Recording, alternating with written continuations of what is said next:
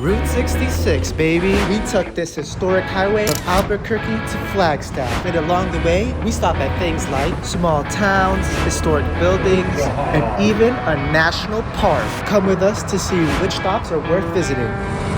We left early in the morning, so a lot of things were closed when we were driving through. We just thought the building looked cool and wanted to go inside, but it's closed. But we did drive by these cool looking buildings, like this abandoned trading post. And the actual drive through the landscape in the first part was pretty incredible. Coming up is Dead Man's Turn. We didn't catch the first part of the turn on camera, but apparently a lot of people died at this turn. That's Highway 40 over there. That's what killed Route 66, like in the movie Cars, where there's like the highway and like a couple feet is the old highway. This is why we're driving down Route 66, for Lightning McQueen.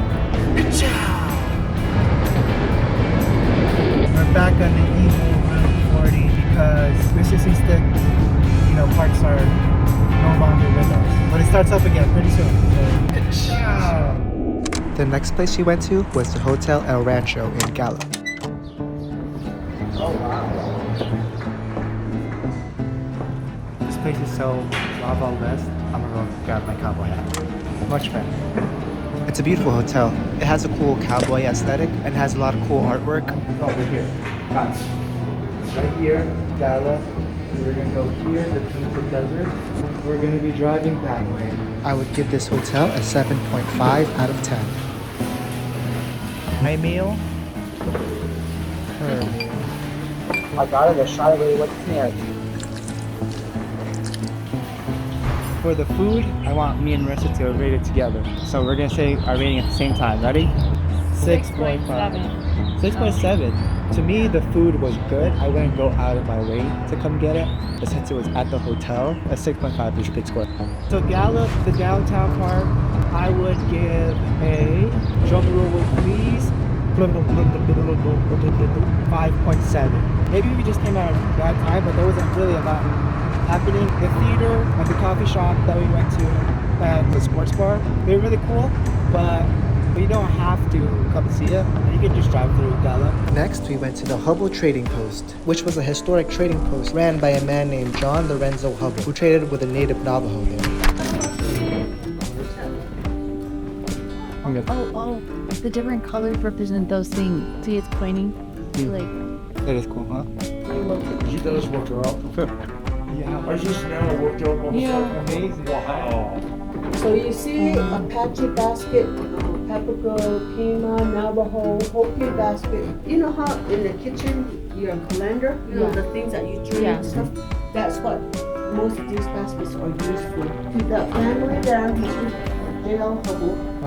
Then his son is way over there, Ramon Hubble. He was running it, and then his wife.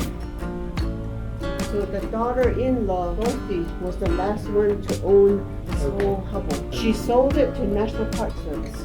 So everything is the same. The walls are still the same. We can't move it. We can't do anything. You would have to take a detour off Route 66 to get here, but we really enjoyed this place. I would rate it at 8. The next place we went to was the Petrified Forest National Park. This is all that remains of Route 66 inside the park. Just these electrical poles and this cool old car. When we first entered the park, we were hit with the beautiful painted desert. You can see the vibrant red color in this desert, but as you drive even further down, the layers start getting lower and you start getting these purples and blues. It's really cool. There's also the Painted Desert Inn. It's a museum now and it's no longer a hotel, but it's still pretty cool to see how it was back in the day. Once you get past the Painted Desert, that's when you start seeing all the petrified wood. I don't think the camera's capturing how it looks in real life, but it really does look like wood up until you get up to it and start touching it, and then you realize it's hard stone. It's very impressive. Okay, he's not grabbing anything with those front feet. He's more overcorrecting if he overbalances. Oh. Okay, but he can still run 45 miles an hour in pitch. And then this is a crocodile relative. It's a Etosaur. This is one of the largest ones to exist. And you notice how heavily armored he is. That is a huge skeleton. I would give anything with fossils and dinosaurs a higher rating, so I'm gonna give this an 8 out of 10. After, we drove down to Holbrook. Here they have a wigwam hotel, which is what the cone-shaped hotels in the movie Cars is based off of. There's 2 wigwam hotels on Route 66, one in California and one here. It's quick and easy to see, so I would give it like a 6. We also went to Geronimo, which has the largest petrified tree, or so it claims. I was under the impression that the petrified wood would only be in the national park, but apparently it's all over Holbrook. So it actually makes the rating for the petrified forest go down a little bit. I'll go with a 7.8. The last place he went to was Winslow, Arizona. Winslow, Arizona is known for being in the Eagles song, Take It Easy. I didn't know that, so it wasn't that big of a deal for me, but there's a lot of people taking photos with the statue. It was late, so most things were closed, but we did see the tiniest chapel in the world. Okay, rate it.